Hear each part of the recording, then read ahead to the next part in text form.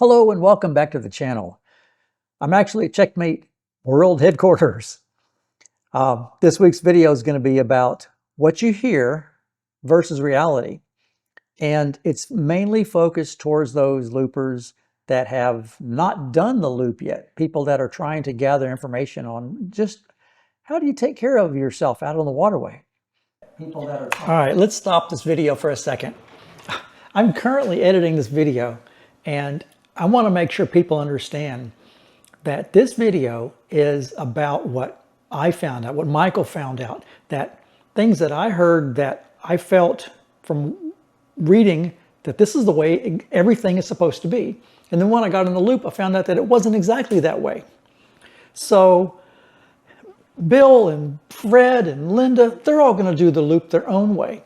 So you all are going to have your own different experiences. There is no hard, cold, this is exactly how it's done.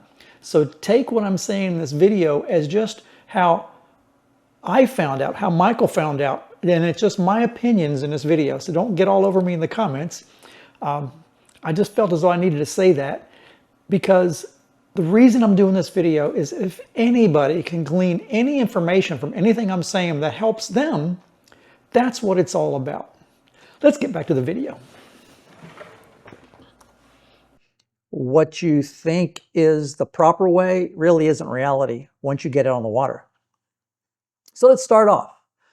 First one on the list is there's an old saying that is only go as fast as you're willing to hit something. And that is so true.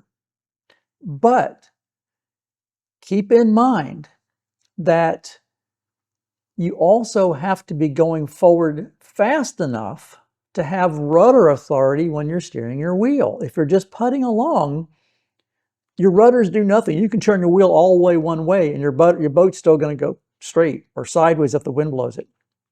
A good example for that is my first video. If you saw that first video, episode number 1, I was coming out of a drawbridge. My marina has a drawbridge and it's only about that much wider than my boat. Concrete wall on both sides that's just high enough to put a big gouge down the side of your boat if you got too close to it. And the drawbridge doesn't go all the way up. It only goes up about that far. So it's just up high enough that if you get too close here, it's going to rip off your enclosure.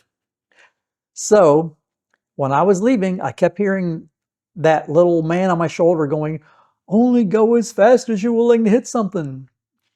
And if I had some other people on board to help fend off, which I have done over the years, I've always gone slow enough that if I got too close to something, people could use a pole and fend off, or they could push off a wall, or they could yell at me, hey, move over. I was by myself.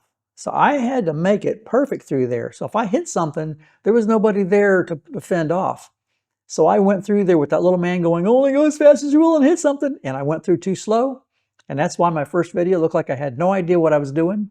But I listened too loudly to that little man telling me that little thing in my head. And I didn't go fast enough to have rudder authority. And it looked like I had no clue what I was doing. So bottom line is, yes, keep in mind only go as fast as you're willing to hit something, but also keep up enough speed that you have rudder authority. Very important. Number 2, one of the biggest things you hear all the time is never tie off in a lock. That is not true.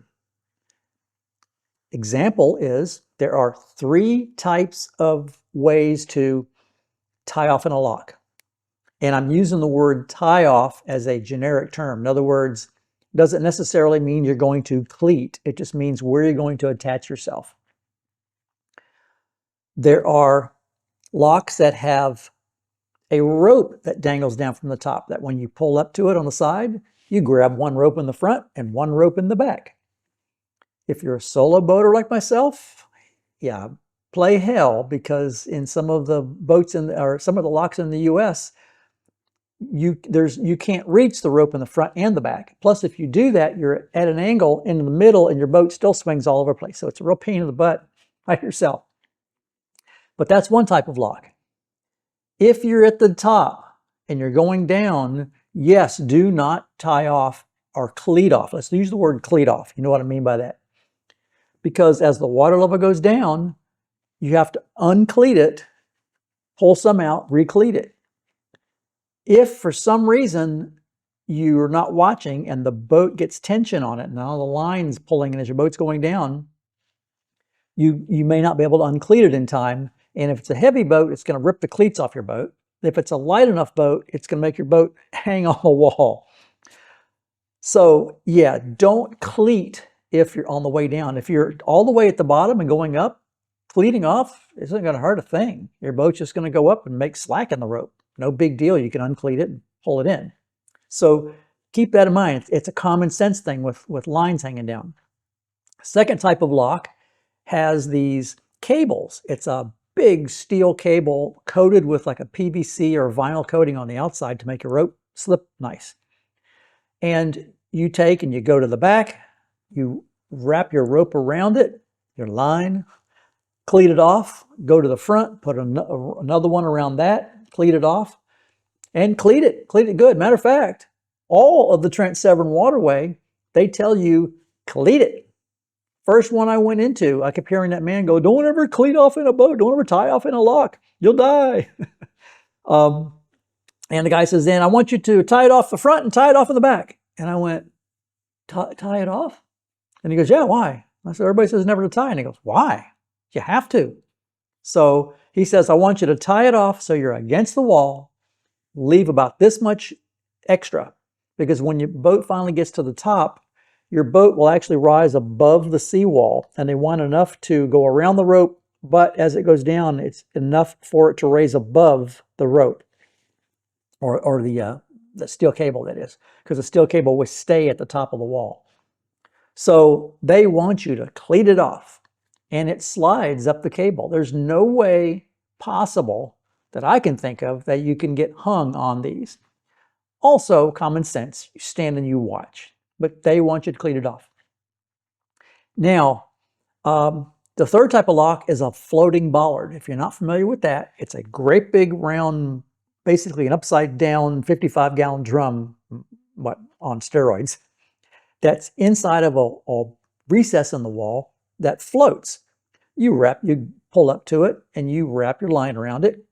You roll your line around your cleat a few times and you hold the tag end of it. And as the bollard floats up with your boat, you're good to go. That's the one that if you were tied off to that as the bollard was at the top and you were going down, for some reason, if it were to get stuck, same thing would happen. If you had it cleated, all the tension will be on that cleat. It'll be very difficult for you to uncleat it to give it some space. So it's highly recommended that you go around it, wrap around your cleat a couple times, and then hold the tag in. Don't cleat it off. That way you can always let go and let some slide and unravel around it if it ever got caught. When it's on the bottom, now I've talked to some lockmasters about this, and they said, yes, they have seen the bollards stick at the top. Very, very rare, but it has happened. They said, the three that I talked to in particular, said they have never seen one stick down below and not raise up, because the physical force of lifting that up is so great that the ability for it just to get stuck is nearly impossible. Not saying it can't, but be aware that it's the ones that they have seen stick like on a blue moon. It's not like something that happens all the time. Would be if it was sliding down. So the ones with the bollards, only wrap around it, don't cleat it off, just to be safe. That way you're holding it. Now those solo boaters like myself, you're going to go back through and you're going to see me cleat it off. I stand right there. When you're solo, the rules change. You have to do what you need to do. And again, there's no absolute, this has to be done this way. Please, that's the biggest point I'm trying to make, is every situation has its way to do things. So, yeah. Anyway, let's get on to number 3. I hear so many people say, don't ever trust auto routing on Navionics. I actually trusted Navionics. I'm a techie. My whole background is dealing with software, writing software, computers, all my life. I trust and understand how it works. So that's one of the things is if you understand how the software works, understand how the software thinks, then you know how to trust it and why. For those of you that don't know, Navionics is a mapping software. It has the ability to do auto routing, just kind of like Google Maps. You say, I want to go to the grocery store, and you say go, and it draws a little this turn left, turn right, and all. It does the same thing on waterway. So I actually did the entire 5,228 miles or whatever it was with auto routing. I would say today I want to go 35 miles. I'd find a place that was about 35 miles out, click auto route, and watch it go. Perfect. And then I would say navigate. It would take control of my boat and it would keep it in the waterway the entire way. I did the entire loop through the North Channel, through everywhere. Let auto route and drive the boat. However, I'm in charge. It's like it's my first mate. It's driving, but I'm sitting right there watching it drive. So what am I doing? I'm watching the markers and I'm looking at the charts. I'm looking at the water. You always have to look at everything. Let auto routing do its job. It's great at that.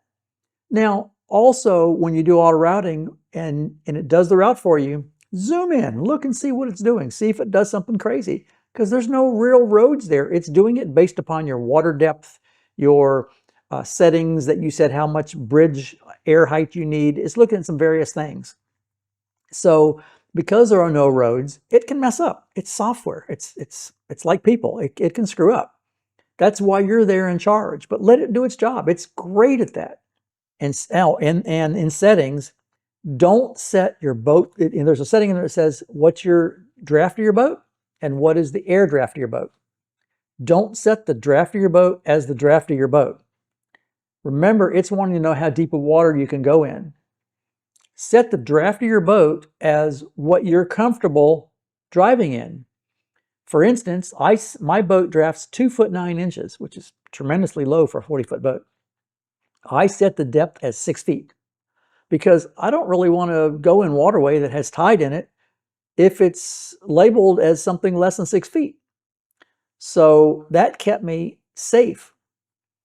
There's an area down south of, or just going into Mobile, where there's two ways to get to Mobile once you get out of the Tenn-Tom River.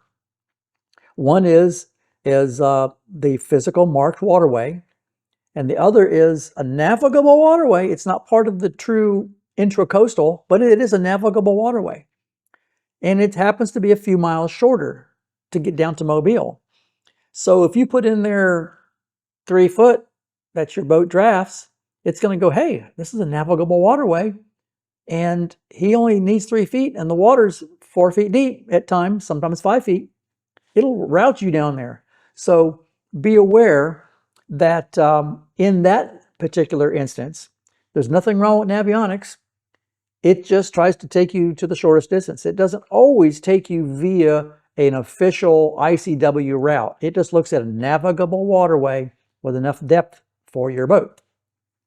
Its transition on Navionics is 7 feet. So the safe thing for Navionics is to set your boat always at 7 feet, or set your boat depth on Navionics 7 feet, and it's going to always take you through the ICW. The one drawback with that is if you're leaving out of, where was it, New Jersey, and heading up towards New York, there's an inside route, nice and shallow, but it is very navigable. Boats do it all the time. And then there's the outside route. If it's way too rough to go on the outside and you want to just putt along through the inside and you set your depth at 7 feet, well, there's areas in there that are probably going to say that it's 6 foot deep. It's going to always take you to the outside because he says, I want to do 7 feet, but I only have a couple little small areas that say 6 feet. It's going to force you to go to the outside. That's when you want to go in and tell Navionics, I trust you. My boat's only 3 feet deep. So you put in 3 feet for your boat, and then it will take you through the inside. And then you can use your own common sense as you putt along and follow other boats and look with your eyes and follow markers and make your way up to where you need to go. So yeah, auto routing. Number 4, Always trust Bob's Tracks over anything. I'm not going to give you the history or the background of what Bob's Tracks really are. They're crowdsourced. They're great. For those of you that have spent the money on them, good for you. But the bottom line is never trust something that's on your computer over the physical markers that you can see with your own eyes in front of you and the physical depth or something you can see in the water or something just doesn't look right with the water. So there's 3 steps. Tier 1 is you always trust the markers first. If something happens like shoaling, let's say a storm comes through, or sometimes there's a big current that's just rushing and rushing and causing shoaling. Within the first, I don't know, several days or what have you, the Coast Guard will come out and they're going to put in, they're not going to be able to move the marker. They'll put in a nun buoy. That's why you'll see some of these nun buoys that's like right smack in the middle of the waterway at times. They'll throw a nun buoy out there or a can. So they can tell you, hey, you need to go around this because we have some immediate shoaling that just happened. Well, Bob's Tracks or Navionics updates or whoever's app you're using isn't going to have that on there immediately. So number 1 in the tier is you always trust the markers. Number 2 is always trust your eyes. Number 3, then trust your navigation, whether it's Navionics or Bob's Tracks or whatever. So markers first. All right, number 5, the only available anchorages are where it shows a green anchor symbol on the charts. I've heard so many people say, I'm looking for an anchorage and there isn't any between here and there. Those anchorages on the charts are not official anchorages. They're just a little picture that somebody put on Active Captain that said, hey, somebody has been here before. We're going to mark it as an anchorage. If you want to use it, great. Nobody owns the waterway. Nobody owns the water in front of their house unless otherwise specified on an official chart. There are some areas that say restricted or a zone that you're not supposed to be in, or a company can plot an area that's out in front of their company for their barge traffic or what have you. But when it comes to just places on the intercoastal or on a lake or something, nobody owns that water. So like I say, unless otherwise specified. So just open up Google Maps, find a place that looks cool and say, hey, this is like a little cove right here. It'd be great because the wind's coming out of this direction. I could go in this little cove, it would block the wind. And then you open up your Navionics or Aquamaps or whatever chart you like to use, and you look at the depth in that area. Put the visual and the depth together. It says it's going to block the wind. It's curved, so it's a nice little anchorage, and it's got plenty of depth. Boom, easy peasy. Let's go in there. Find anchorages that way and have a great time. Number 6, using AIS apps such as Vessel Finder instead of using a physical AIS receiver.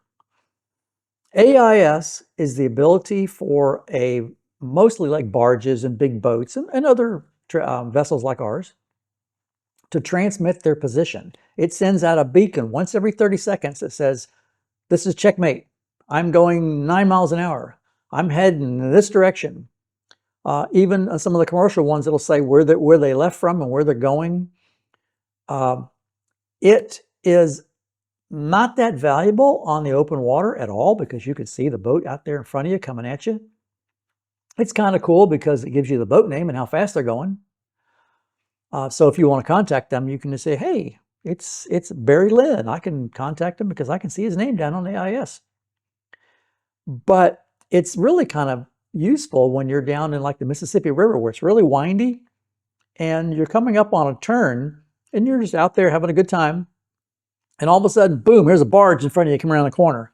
If you saw that ahead of time on AIS, you'd know that, hey, I need to slow down, I need to kind of get out of the way or get ready to call Betty Lynn. It's coming around the corner.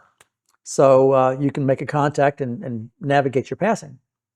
However, AIS, even though it sends its beacon out from a vessel once every 30 seconds, it only sends it out in a little brink every 30 seconds in a low power 5-watt beacon, which is good on the area of like a river where there's trees for about maybe a mile or two. And they're only picked up by either other vessels that are in the area or by receiving stations. There's plenty of receiving stations all up and down the coast and in some of the bigger communities. But Mississippi is a good example. In the boondocks of Mississippi, you may be far and few between receiving locations. So some of your tugs and what have you that you're looking for may not be able to be received by a receiving location. So that's where these things like Vessel Finder, the apps, can gather the information. And if you look on your Vessel Finder app, you hit some barges at time or other boats, and if you click on them and zoom into them, it'll say last seen 2.5 hours ago. That's not going to do you any good. It needs to be up to date by the minute. So, and I don't mean every now and then, I mean probably at least 50% of the boats you're going to encounter down the Mississippi on some of these apps are going to be off by, anywhere between 5 minutes to 2 days. Literally, it could be 2 days off. It's just the last time it was seen. 5 minutes is even too much. In 5 minutes, that thing can be coming around the corner and already run over you. So having a onboard AIS receiver is really a big deal. You can pick them up nowadays for a reasonable amount. You got to consider you're doing the loop. Mark off several things to the boat that are just write them off to the loop, whether it's $200 or it's $1,000. Write off whatever those certain items are. And AIS came in pretty handy down in Mississippi. Did you need it? No. I've done plenty of river traveling in my life, never had AIS. It's never been a big deal for if you're traveling slow. It's kind of handy. Okay, enough with AIS. Number 7, always requesting a pass from every tow or every boat. Don't do this. Requesting a pass, for those of you that don't know, is when you're coming up on a tow, on a big barge, being pushed by a tug. And it's a narrow waterway, and he's coming up on a turn. If you happen to go around him on the outside of the turn, these tows are so long, they swing and they slide. He'll crush you into the trees. You have to coordinate with him so that you pass on whatever side he knows he's not going to crush you. So you see the tow up ahead and you say, hey, you see the name, because they usually have the name on there big time, or you see it on the AIS. Say, hey, Becky Lynn, this is checkmate on your stern. I want to know which way you want me to pass. And he knows that he's got plenty of room for you on his port. And he's going to tell you either to pass on the 1 or 2 whistle, or the 1 or the 2. Or he'll say, meet me on the 1, meet me on the 2. What that means, don't let that 1 or 2 confuse you. You don't need to draw it out, heading or going back or side to side and all this stuff. 1 means you're going to turn right. 2 means you're going to turn left. Period. It has nothing to do whether he's coming at you or going away from you. If he says, meet me on the 1, you turn to the right. If he says, meet me on the 2, you turn left. Or you can say starboard or port if you'd like. But 1 right, 2 left is the easiest way for your brain to remember it. And it only pertains, the 1 and the 2, only pertains to the overtaking boat. And you are going to be the one overtaking the barge. Or even if it's another boat, when you call him, and he'll say, yeah, pass me on the 1, you turn to the right, which means you go around him to the right, obviously. So remember that. That's 2 things. Calling and asking for a pass, and a 1 or a 2 means 1 to the right, 2 to the left. And obviously I'm on camera, I'm backwards to you, but this is my left. Now, let's say you're in an open waterway in the Mississippi, which is really, really wide. And here comes a barge, and he's coming down. Then when it's not narrow, and you're not going to get in each other's way, or you're not going to get in his way, put it that way. You do just like you do on the highway. you stay to the right, he stays to the left. It's just the way you navigate. You don't need to call him. Just stay out of his way. You got plenty of water. He's not going to be going, oh my God, hey, boat, you need to call me. No, it's no big deal. It's common sense. You only need to contact a boat or a tow if you don't have room to pass, or it's going to be questionable because of a turn. Plenty of room in the waterway. It's nice and wide. Have at it. And if you're in the open ocean, oh my gosh, I heard a little quick story. I was going from Carabel to Steinhatchee, 50 miles, 75 miles around me, 50 miles to shore. And there was boats asking for passes as they were coming by. And they weren't passing like right next to you. They were passing a quarter mile or a half a mile away from you. We're going to pass you on the starboard. Is that okay? I mean, that's nice to have a conversation on the radio, but people, you don't need to ask for a pass in the ocean. The ocean's an open waterway. Just have at it. So, yeah, okay, I just want to throw that out there. What's next? The last, and it has to do with something that isn't really having to do with navigation. It's just something that I saw several times, talked with other people. Once you're on the loop, you're always talking with different boaters. And you're talking while you're on the waterway, and you're talking when you're sitting at the dock a lot. And the thing of having an onboard oven, nothing to do with navigation, but I just wanted to throw that in there. The misconceptions, what reality is, what you hear, what reality is. Some of the people that I talked to when they were looking to buy the boats, going, the man had to have certain engines or certain electronics or whatever. That's the guy thing. The woman had to have a galley that had a full-size oven in it. And then when you get out on the loop and you do the loop, you find out that a full-size oven is a waste of space in a boat. Yes, there's going to probably be somebody that's going, oh my God, I got to be able to cook in an oven. And I heard people say that before they left or while they were looking for loop boats. I asked a multitude of wives that love to do cooking and baking. And, how often did you use that big old oven? And the answers were surprising. It was either, zero or maybe once. So these ovens that are in boats take up a lot of space, and space in boats are so much more important and valuable than an oven. The amount of drawer space is this high and this deep that an oven takes up. And man, utilizing space in a boat is so much more important than being able to bake something once or twice. So that's something I wanted to throw out there for people that are looking for boats. Okay, I think that's enough for this week. So let's recap. Saying only go as fast as you're willing to hit something. Remember, keep forward motion so you can have rudder authority. Never tie off in a lock.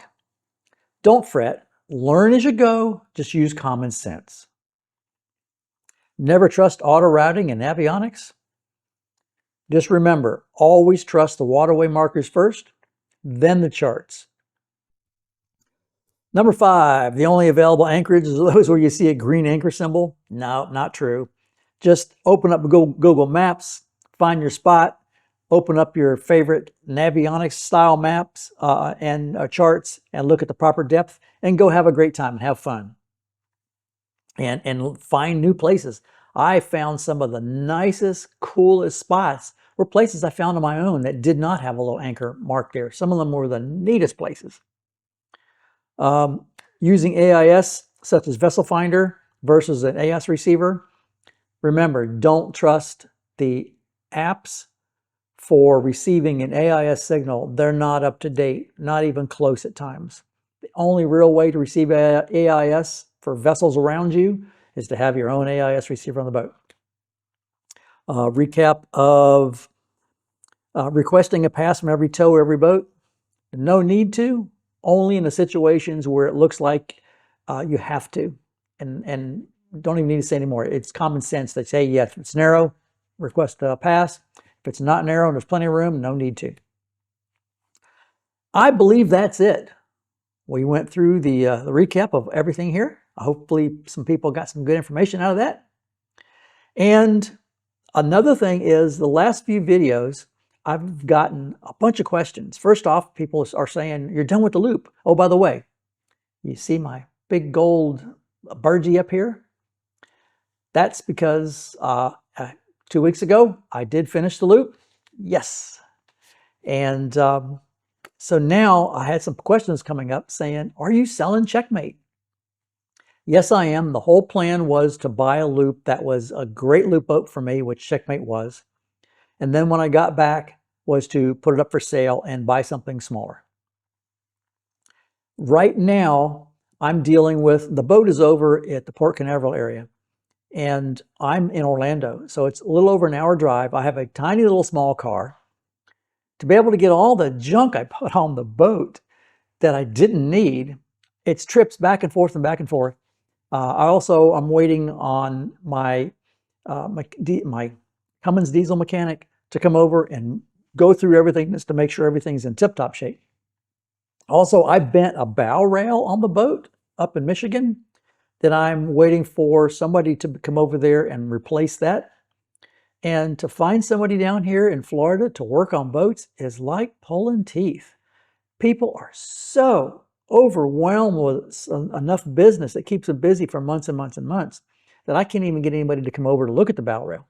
So I have a few things that I need to get out of the way first. And I'm also taking care of my home here in Orlando and I'm by myself. So it's not ready for sale right yet. Once I get some of these things all taken care of and all my junk off the boat, I'll let you know when it's ready. And I will do a full walkthrough video through the entire boat, showing you everything.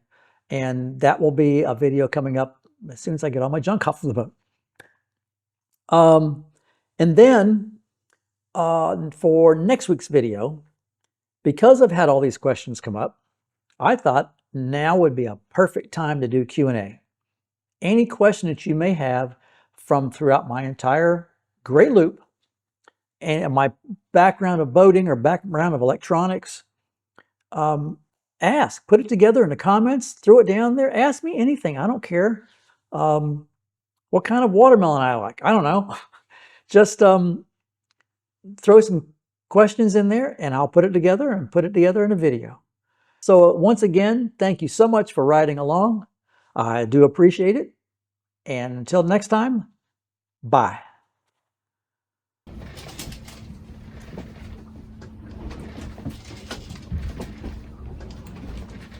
I'm parked just down from the Statue of Liberty, right behind Ellis Island, waiting for the nighttime of New York City's lights. I don't know if it's worth it or not. It's for all of you coming down here to park down near the anchorage here near Ellis Island, this is what you have to deal with, just so you know.